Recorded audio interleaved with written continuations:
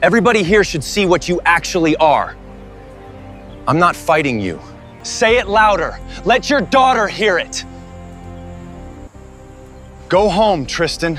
Or what? You'll ask nicely again? Let the boy settle it, Terrence. Pick him up, coward!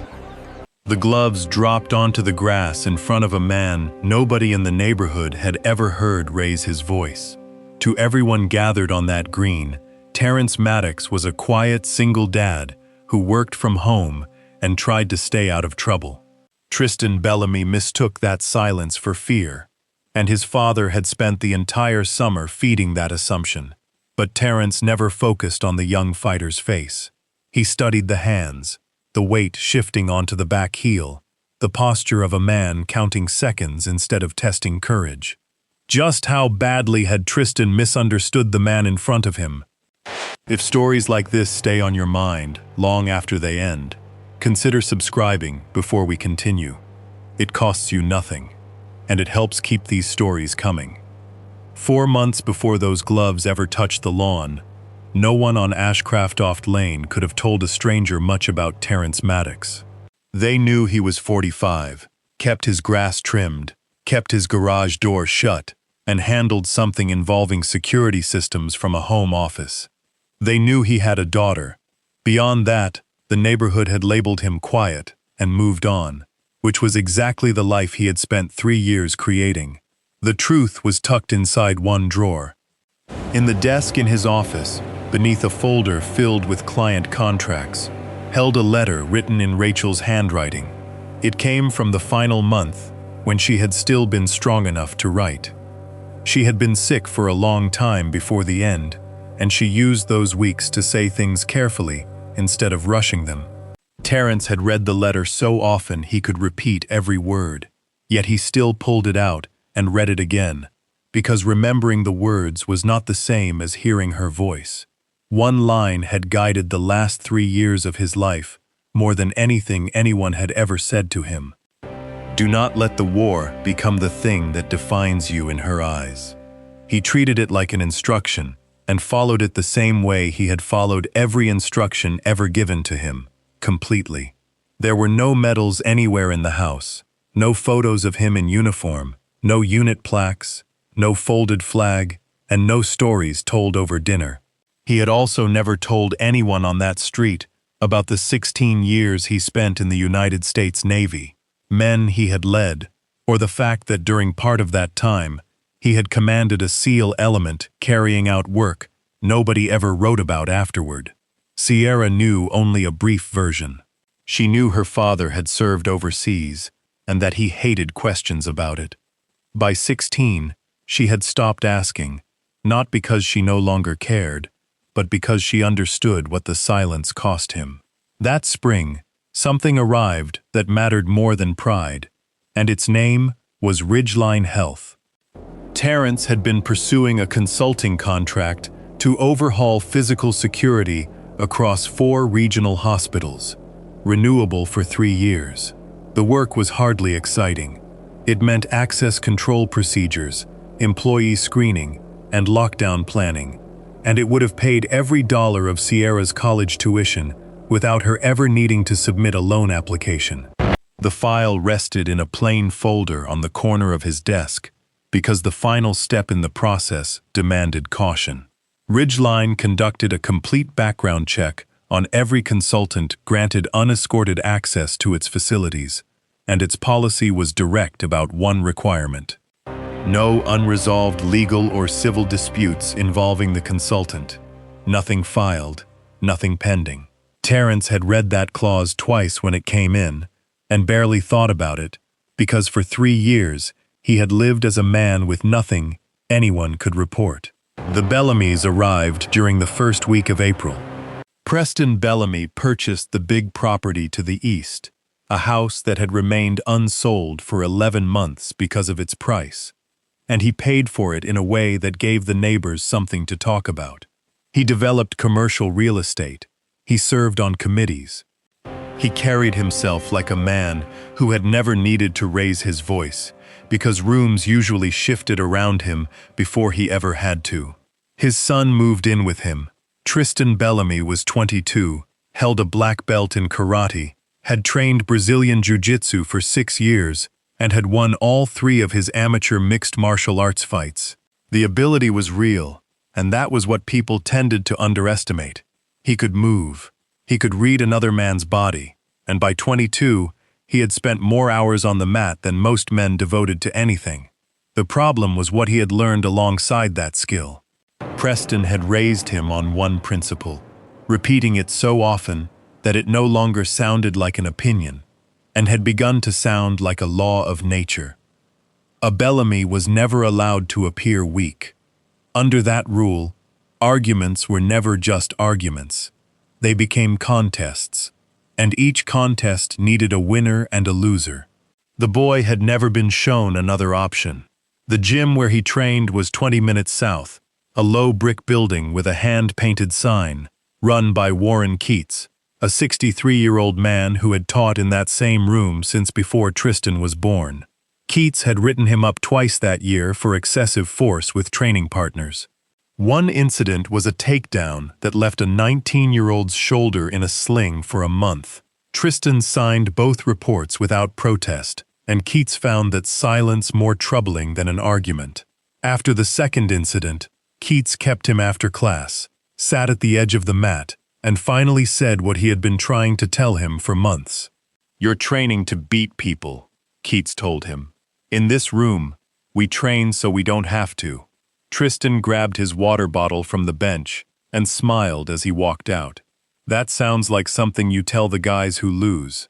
One more moment happened that spring that seemed meaningless at the time.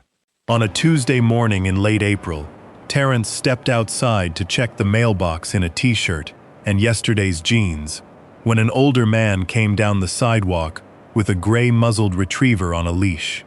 His white hair was cut close. He looked 70, maybe older, and his back was so straight it seemed less like posture and more like something fixed in place decades earlier. They passed within 4 feet of one another. The older man slowed without fully stopping and studied Terrence half a second longer than one stranger studies another, the way someone does when a face seems familiar, but they cannot place it. Then he gave a nod, not quite a greeting but more an acknowledgement, and kept walking.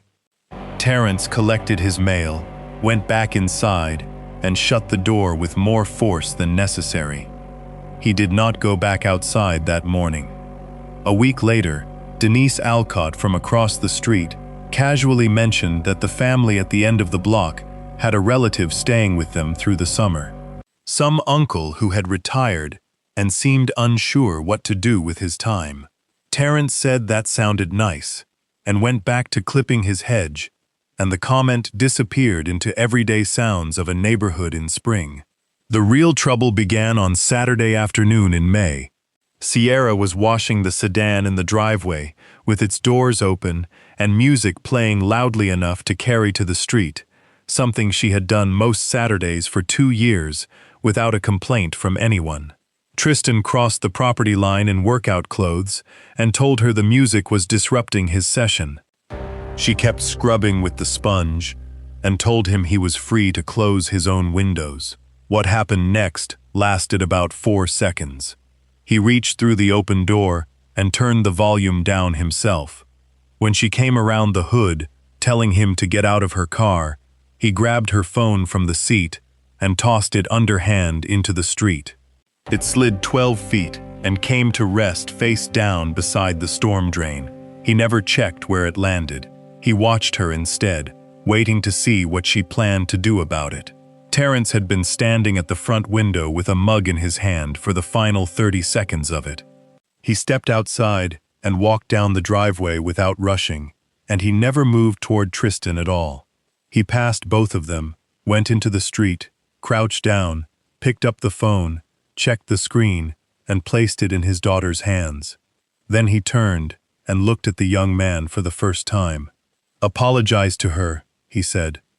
"Then get off my property." Tristan moved closer until only 8 inches separated them and used the 4-inch of height he had, the kind of move that worked on almost everyone. It did not work here. Terrence did not step backward or lean away, and the total lack of reaction seemed to unsettle him more than a shove would have. Eventually, he walked away laughing, telling a friend on the phone as he crossed the lawn that the neighbor was a coward. That night at dinner, Sierra did not say a single word, and her father noticed because in 3 years of the two of them eating alone at that table, she had never once been the quiet one. We asked twice whether she was all right. She said she was fine both times, and neither one of them believed it, and the plates ended up in the sink. That was the first price his silence made him pay, and the price was the way he now looked in his daughter's eyes. Through the rest of May, the incidents arrived in small doses. Music was shut down, trash cans were moved, cars sat 6 inches across property lines. Then, in the first week of June, Tristan and 3 friends were kicking a soccer ball across the grass between the 2 properties when it landed in the lilacs beside the fence. Instead of walking around them, one of them pushed straight through. By the time Terrence stepped outside, 3 of the 8 bushes had broken near the base. Rachel had planted them in the second spring they owned the house. Terrence crossed the yard and asked them to stop in the same tone he used for everything, which was probably what set Tristan off.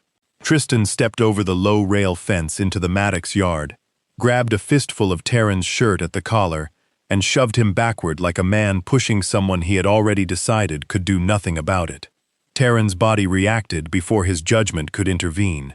There was no punch, no kick, no blow, nothing that could leave a bruise anyone might photograph. One hand caught the outside of a wrist, his hips turned a quarter turn, and his weight shifted in a direction the younger man's stance could not support.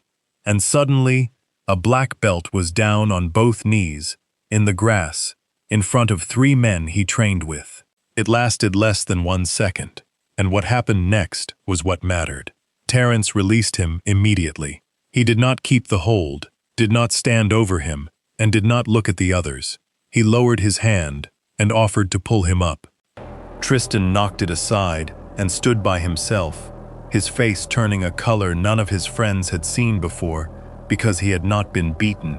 He had been shut down by a man he had decided months earlier did not matter. Preston came through the side door just in time to see his son brushing grass from his knees, and within 10 seconds, he had taken his son's side. He talked about lawyers, the homeowners association, and how a man living alone with a teenage daughter while working in security might be something the board should know about.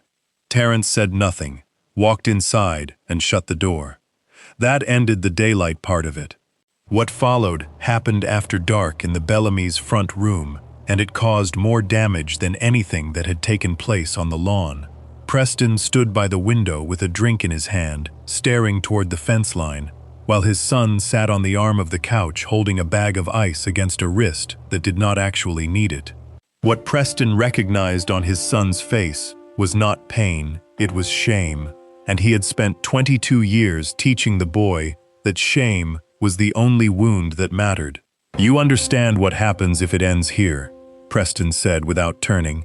"Every person on this street remembers that he put you on your knees." That's the whole story. That's the only part anybody keeps, Tristan said he understood. At 11 o'clock, he went into the converted garage, sat on the weight bench with a friend's video, and dragged it back and forth with 2 fingers at quarter speed again and again. He was not studying the moment he hit the ground. He was studying the 11 frames before it, when the hand locked around his wrist and the angle took shape. 15 years of training let him notice what his friends had missed. From that grip, with the elbow stacked as it was, another 8 or 10 degrees of rotation, and the joint would have been gone, not sprained, gone.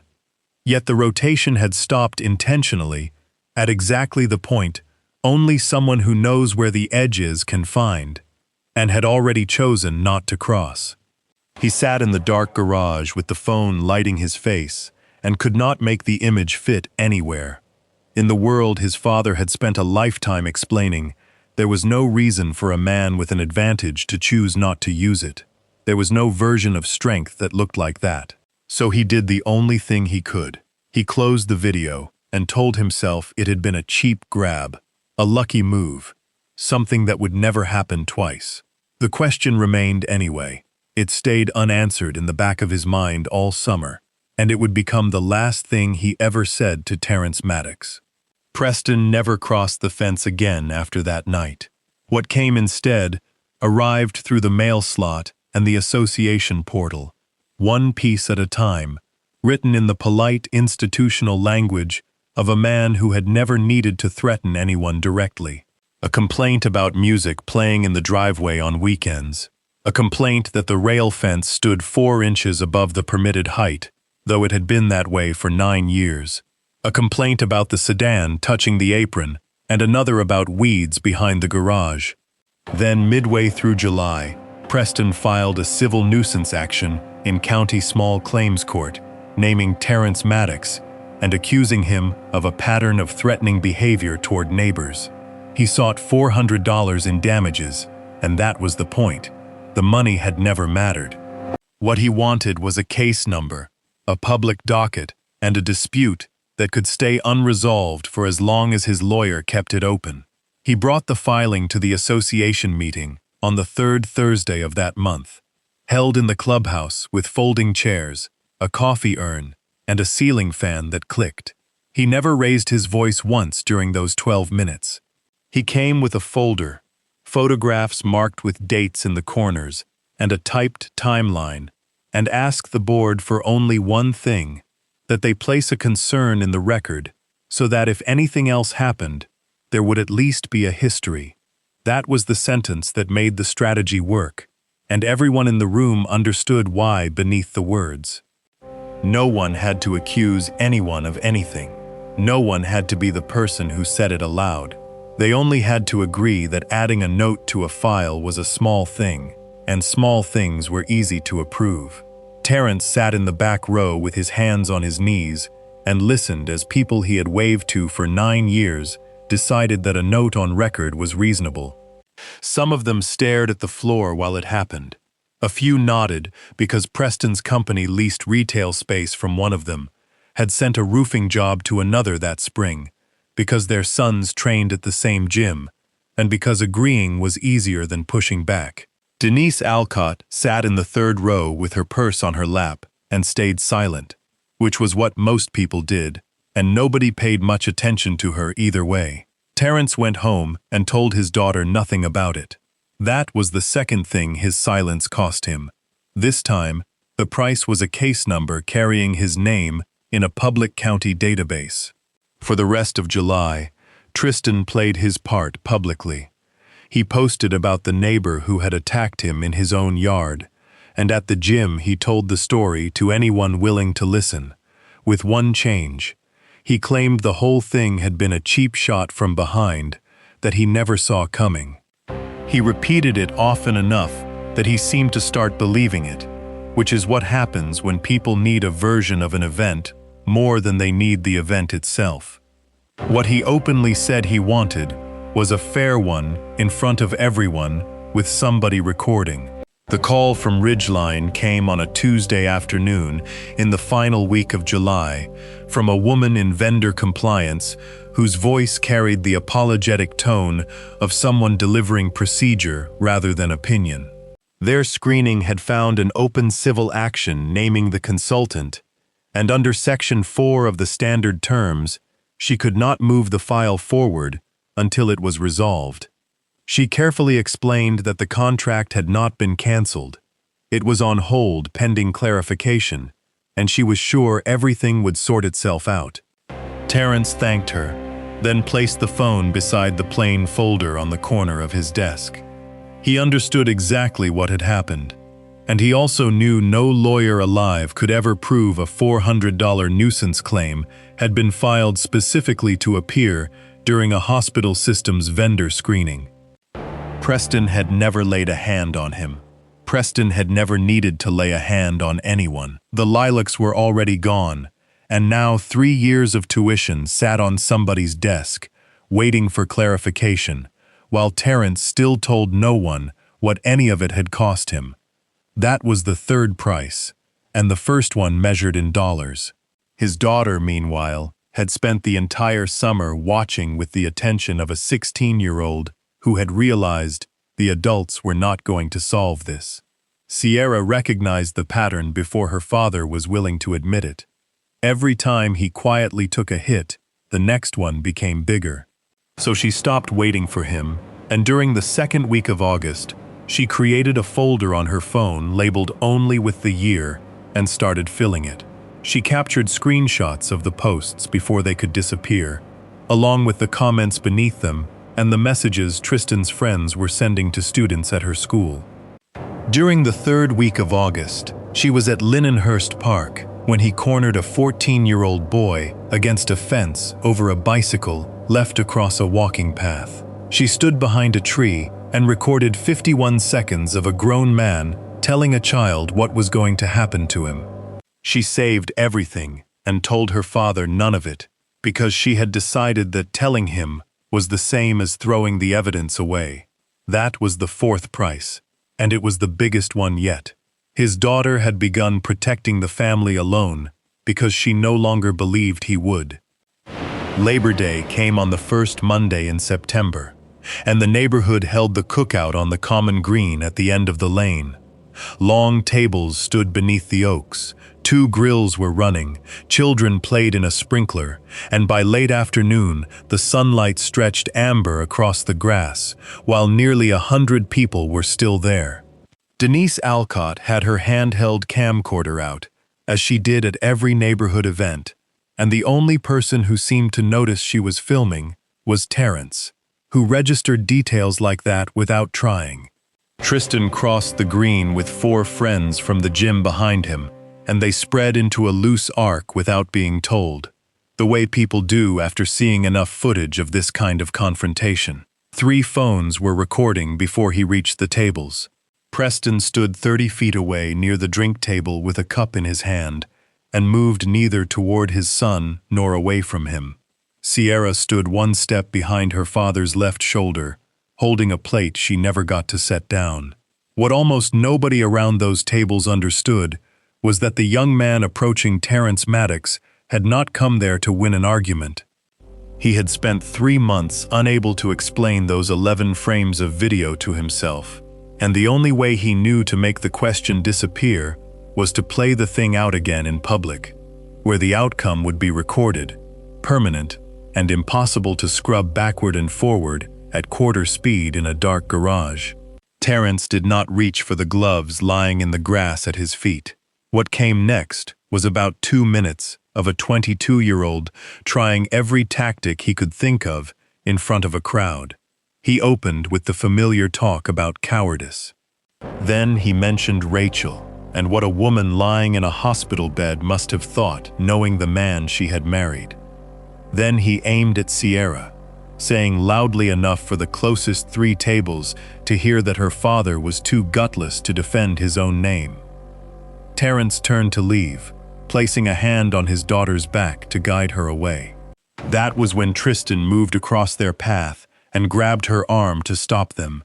She jerked herself free hard, as she had every right to do, and the force knocked her off balance at the edge of the concrete apron where the tables gave way to grass. She fell forward onto both palms. The skin split across the heels of both hands, and within 4 seconds there was blood on the pavement. Terrence stopped, turned back, and everyone close enough to see his face later described the same thing in different ways. Something inside the man simply shut off, like a room going dark when a switch is flipped. He looked at his daughter on the ground, then gave the young man one final chance, using the same words he'd used in his driveway in May, and nothing else. "Apologize to her," he said, "then get off my property." He glanced at the grass under his shoes and corrected himself. "Then leave. That's the end of it." Tristan slipped on the gloves, and the first exchange lasted around 6 seconds, answering any doubt about whether he could fight because he could. He came forward fast and sharp with a proper combination, hands high, weight right, every detail Warren Keats had drilled into him for years, exactly where it belonged. Terrence did not throw a punch then, or at any time afterward.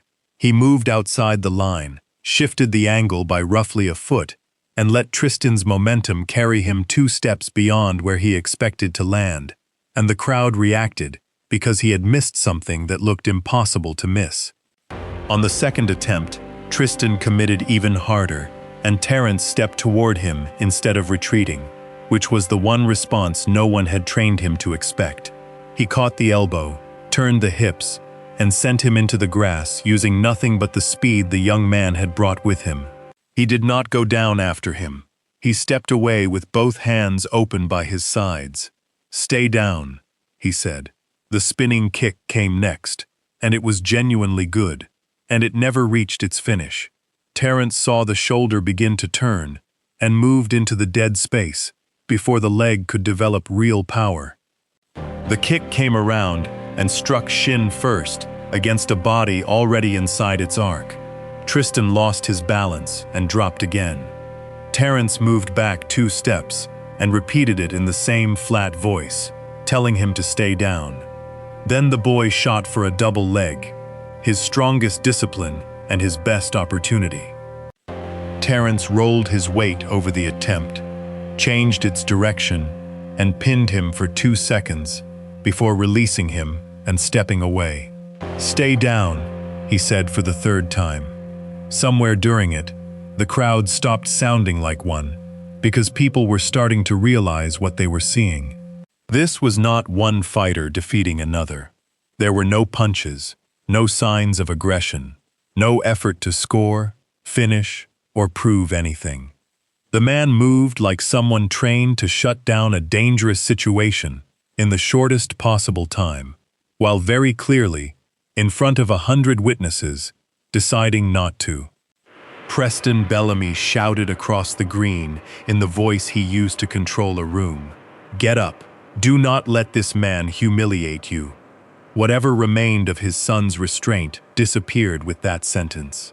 He rose from the grass and, instead of moving forward, cut sideways toward the nearest grill, grabbed a metal skewer from the rack, 3 feet of steel with a wooden handle, and swung it in a flat horizontal arc without aiming at anything, which made it the most dangerous kind of swing possible.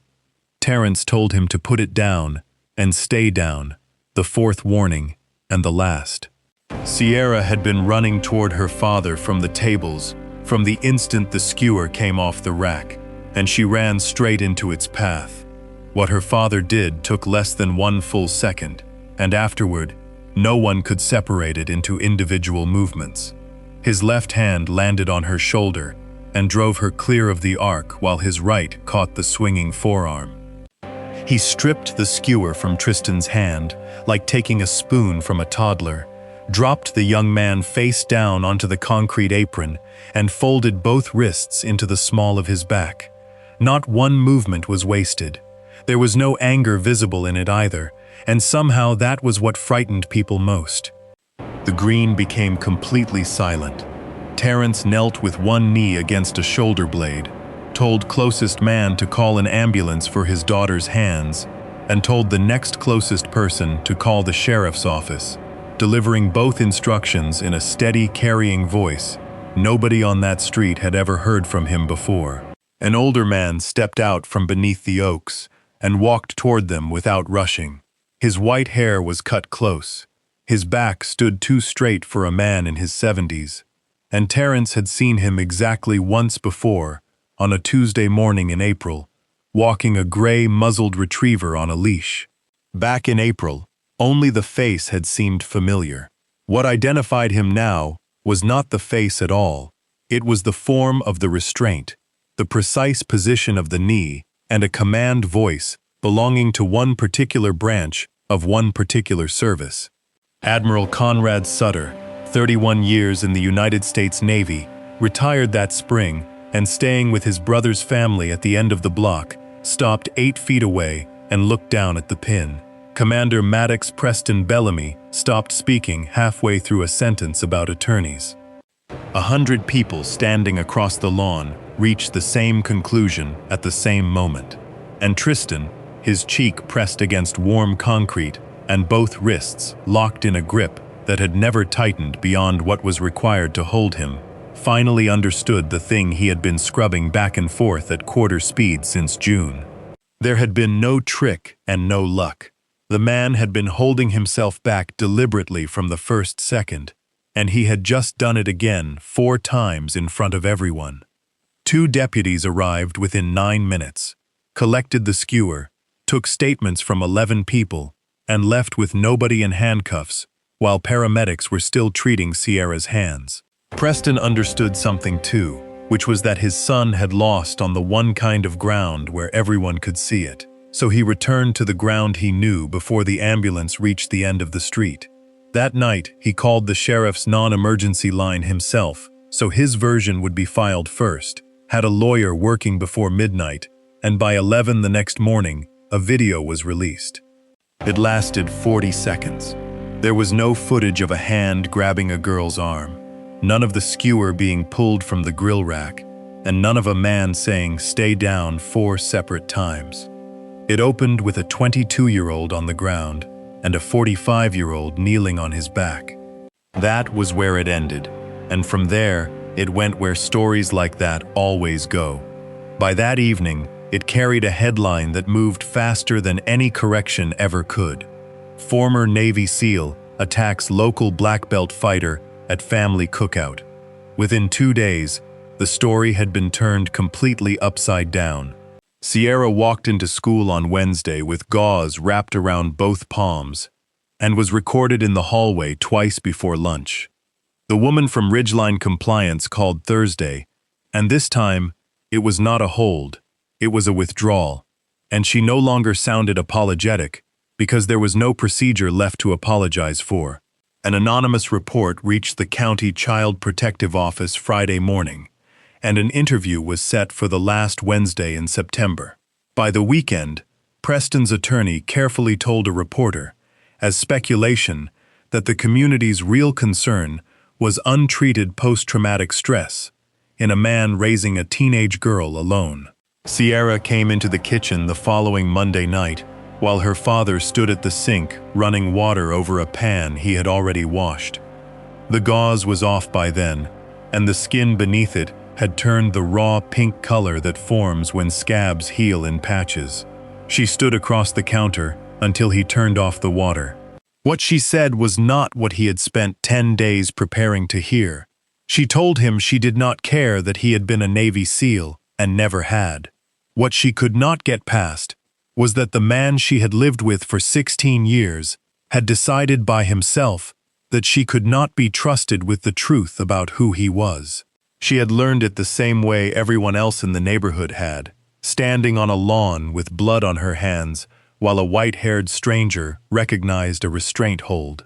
For 3 years, Sierra had believed her father stayed quiet because he was grieving, and she had built her whole understanding of him around the idea that she needed to handle him carefully.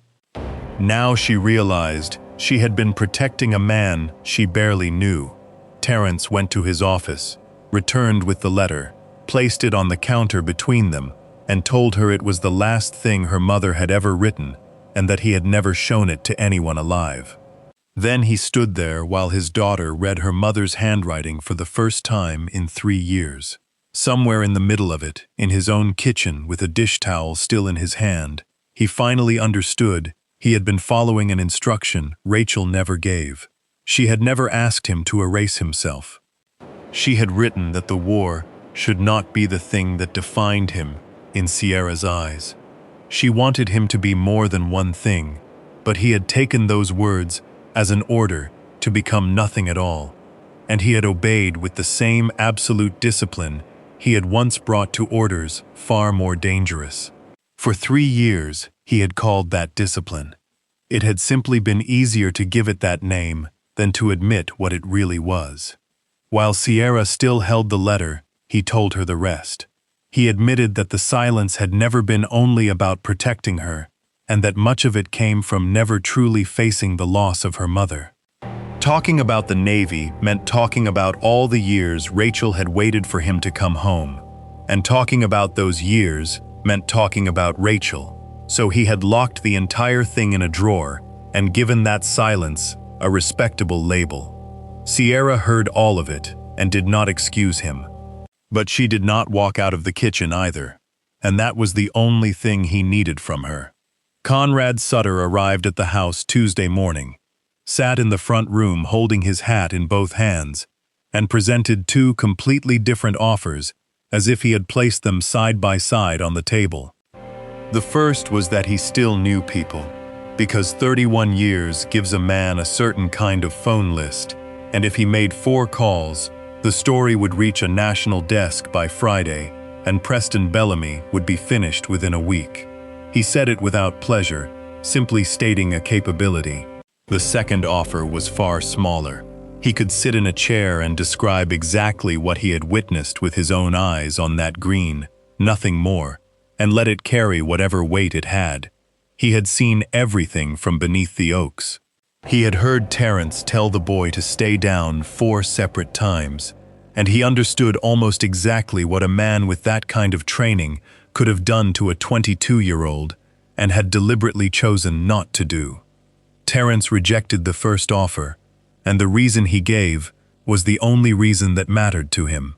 "If I win it that way," and he said, "then all this ever was is a man with better connections, beating a man with more money, and my daughter learns exactly the lesson Preston Bellamy has been teaching his son since the boy could walk. I'd sooner lose the contract than let her learn that lesson." Instead, he chose the slower path: evidence, witnesses, the truth, and nothing else on the scale, which still left him with the problem of Denise Alcott. On Wednesday evening, Terence crossed the street, stood on her porch, and asked for the original recording. Through the storm door, she told him no.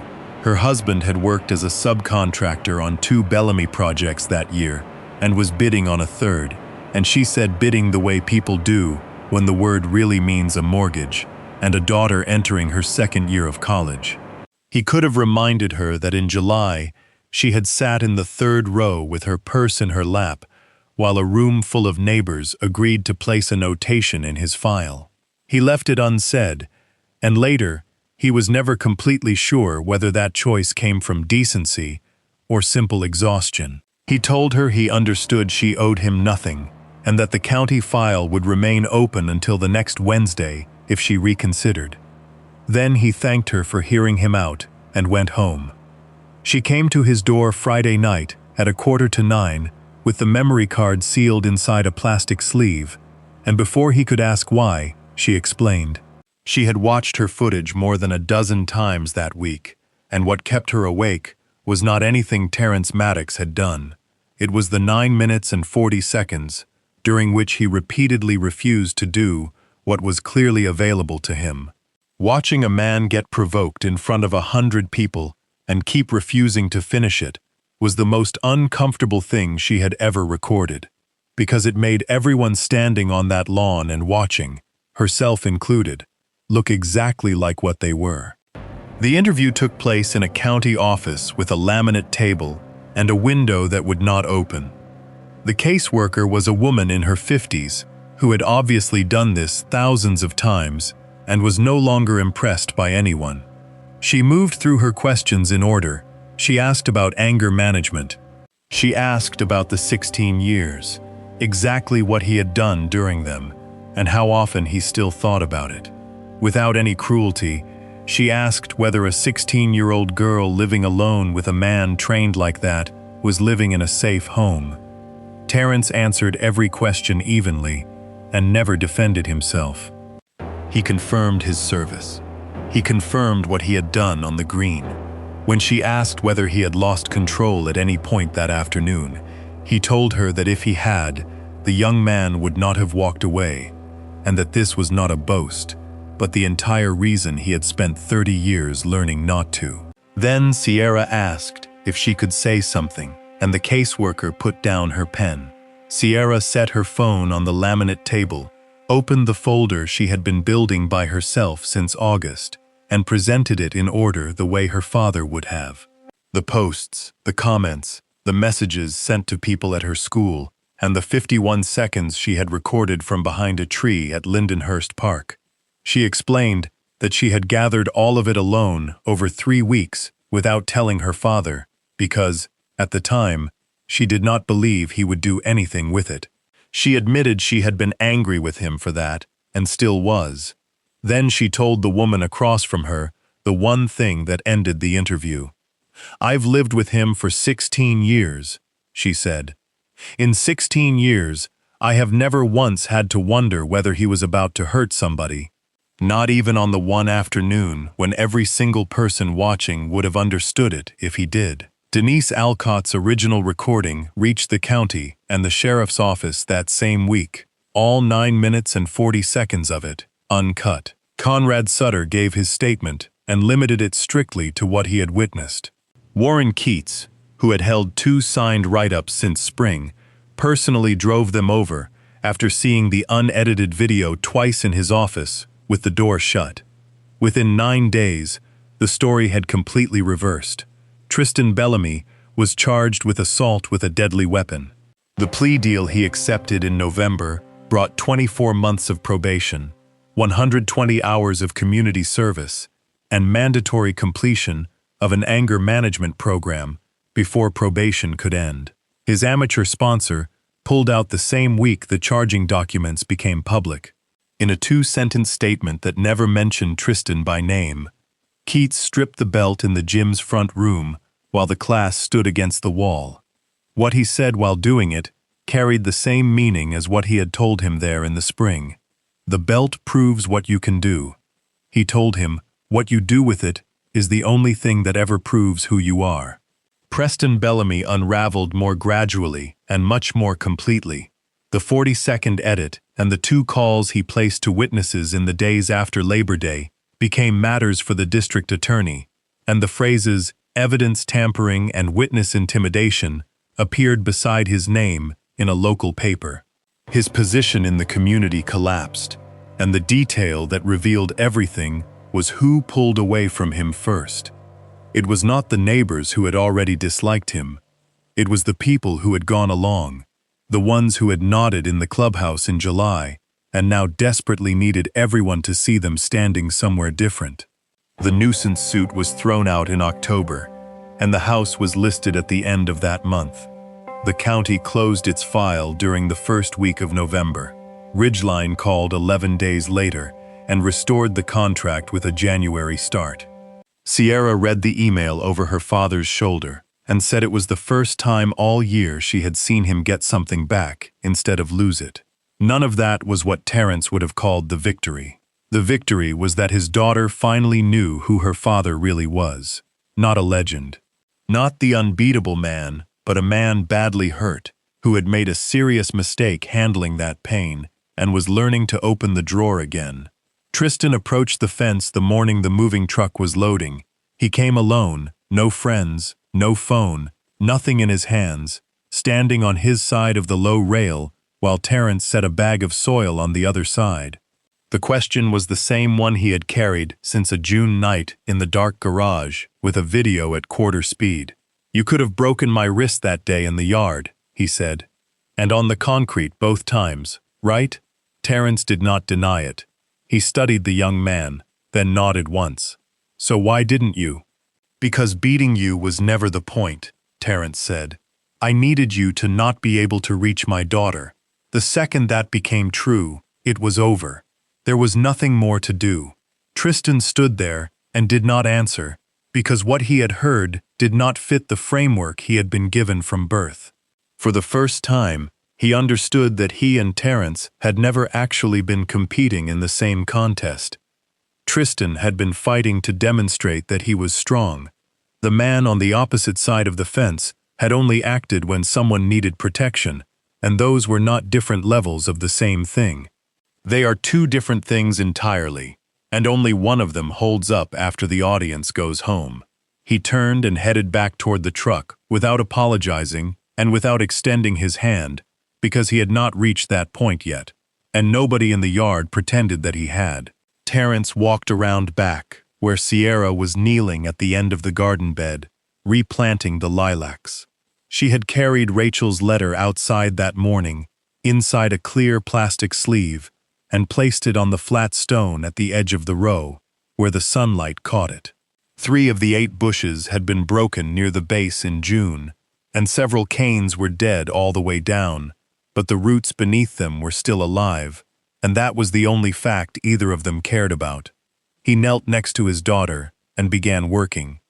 Without looking up, she told him she did not need him to share every classified thing he had ever done. Then she packed the soil firmly around one of the crowns with both of her healed palms. "I just don't want you making yourself into another secret," she said. He told her he understood. They continued planting until the daylight faded, with no applause, no audience, and no one on that street needing to know how dangerous Terrence Maddox had once been, because by then, he no longer needed to prove it to himself. Most of us will never face the kind of test that man faced on a lawn in September. But almost all of us will eventually meet someone who confuses patience with weakness. And nearly all of us will have to decide at least once what to do with whatever power happens to be in our hands on a day when nobody would blame us for using it. Real strength was never about showing someone what you were capable of doing to them. It was about recognizing the moment you no longer needed to and walking away while that power was still in your hands. And if this story stayed with you, subscribe and come back for the next one. This channel is built on stories about people the world dismisses as harmless, until the moment it can no longer do so. Tell us in the comments about the quietest, strongest person you have ever known, because someone reading may need to hear that people like that still exist.